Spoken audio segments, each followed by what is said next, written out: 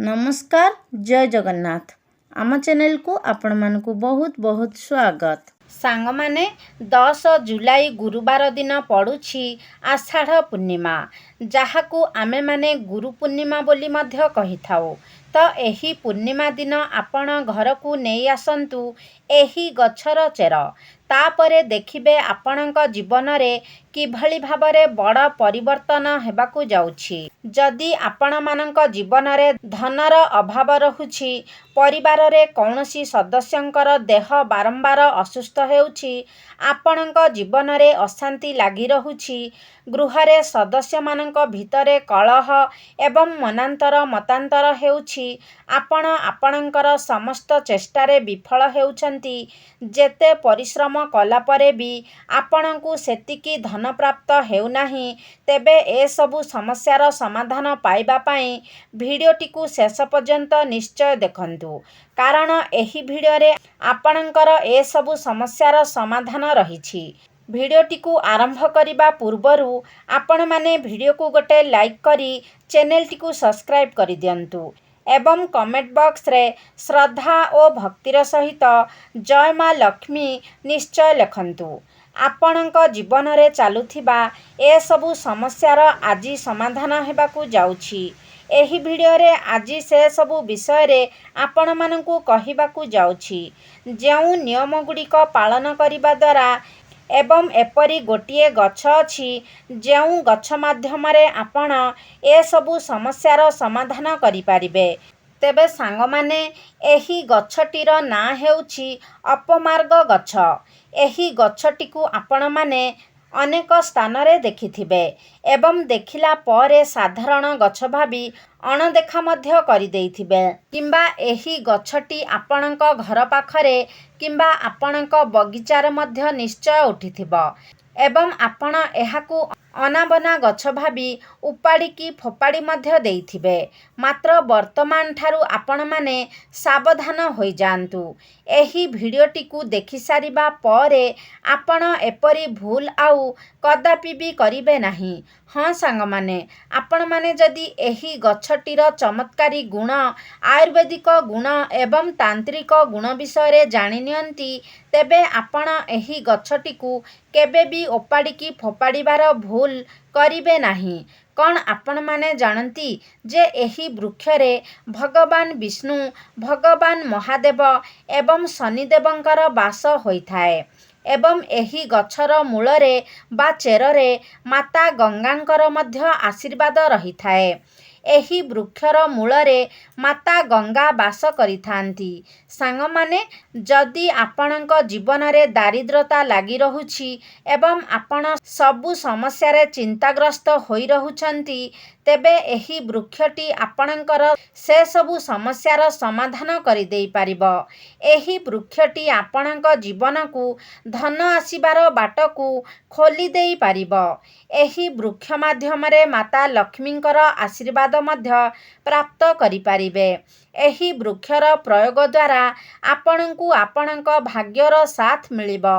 आपणक कुंडली रे ग्रह नक्षत्र माने आपणकर साथ देबाकू लागिबे, कारण आमर हिंदू पुराण अनुसारे जदि आपण आपणक जीवन रे सफलता पाइबा पाई चाहुछंती एवं सफल व्यक्ति भाबरे परिचित हेबा पाई चाहुछंती, तेबे आपणक जातकरे नवग्रह आपणकू साथ देबार अछि। जदि नवग्रह आपणकू आपणक जातकरे साथ दियंती, तेबे आपण आपणक जीवन रे प्रत्येक क्षेत्र रे सफलता लाभ करि पारिबे।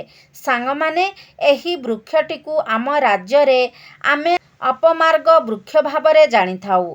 अन्य राज्य रे एही वृक्षटीर अलगा अलगा नाम रहिछि, परंतु आमे एही वृक्षटी को अपमार्ग नाम रे जानि थाउ।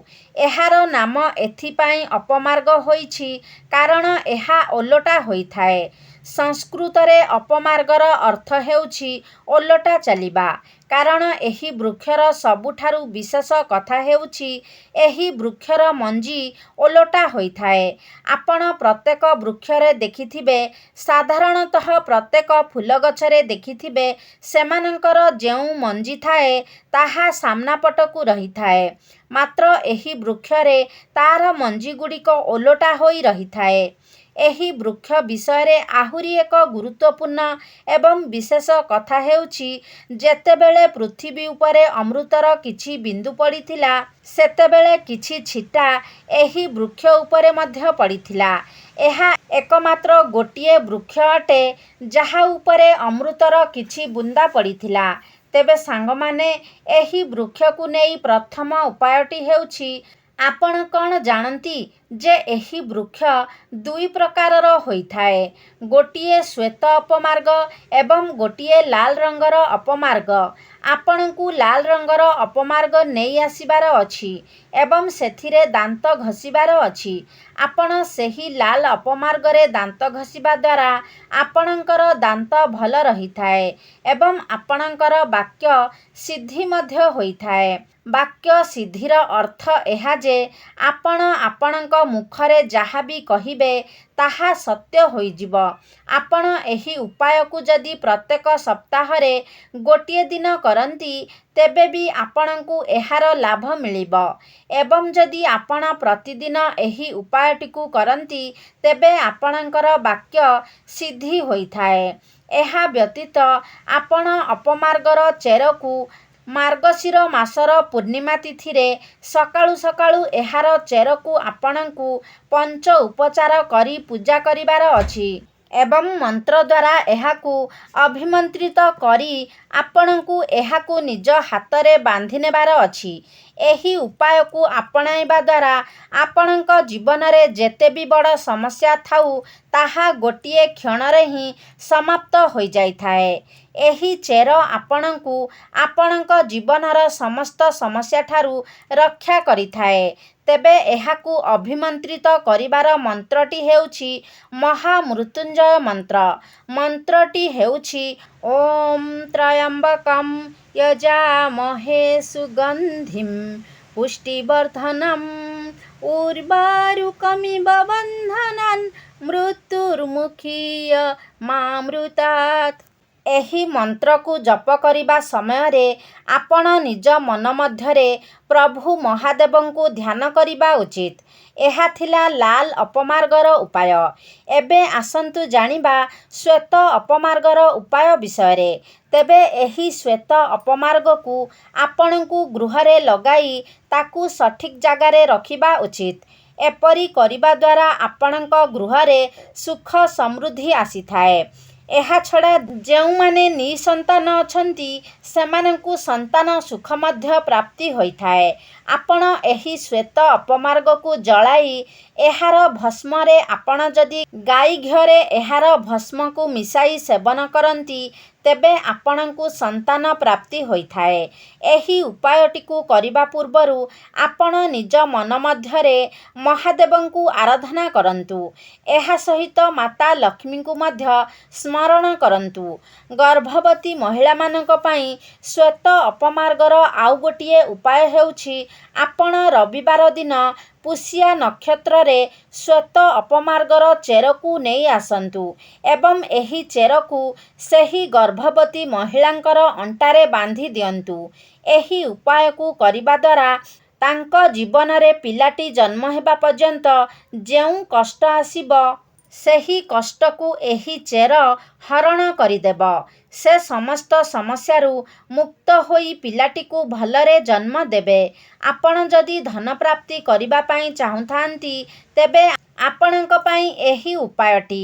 ଆପଣ ନିଜର ପୂଜା ଘରେ ଧୂପ ଲଗାଇ ଏହି ଗଛକୁ ଚେର ସହିତ ଉପାଡ଼ି ଆଣି ସେହିଠାରେ ରଖନ୍ତୁ ଏବଂ ଆପଣ ନିଜ ମନ ମଧ୍ୟରେ ମାତା ଲକ୍ଷ୍ମୀଙ୍କୁ ସ୍ମରଣ କରି ମାତା ଲକ୍ଷ୍ମୀଙ୍କୁ ଆରାଧନା କରି ସେହି ଚେରଟିକୁ ପୂଜା କରନ୍ତୁ। ଆପଣ ପୂଜା କରିବା ସମୟରେ ଆପଣ ନିଜର ସବୁ ଭୁଲଗୁଡ଼ିକୁ ମା ଲକ୍ଷ୍ମୀଙ୍କ ଆଗରେ ସ୍ୱୀକାର କରନ୍ତୁ। ଏବଂ ଭଗବାନଙ୍କୁ କୁହନ୍ତୁ ଯେ ହେ ମା, ମୁଁ ନିର୍ବୋଧ ବାଳକଟିଏ। ଜାଣନ୍ତରେ ଅଥବା ଅଜାଣନ୍ତରେ ମୋ ଦ୍ୱାରା କିଛି ଭୁଲ ହୋଇଯାଇଛି। ଆପଣ ମା ହୋଇ ମୋର ସେହି ସବୁ ଭୁଲଗୁଡ଼ିକୁ କ୍ଷମା କରିଦିଅନ୍ତୁ। ମୋର ସେହି ଦୋଷଗୁଡ଼ିକୁ କ୍ଷମା କରିଦିଅନ୍ତୁ। ମା, ମୋତେ ପାରି କରନ୍ତୁ। ମୁଁ ଚେଷ୍ଟା କରିବି ଆଗକୁ ଏପରି ଭୁଲ ପୁନର୍ବାର ନ କରିବା ପାଇଁ। ଆଜି ପରଠାରୁ ମୁଁ ମୋ ଜୀବନରେ ସର୍ବଦା ଭଲ କର୍ମ କରିବା ପାଇଁ ଚେଷ୍ଟା କରିବି।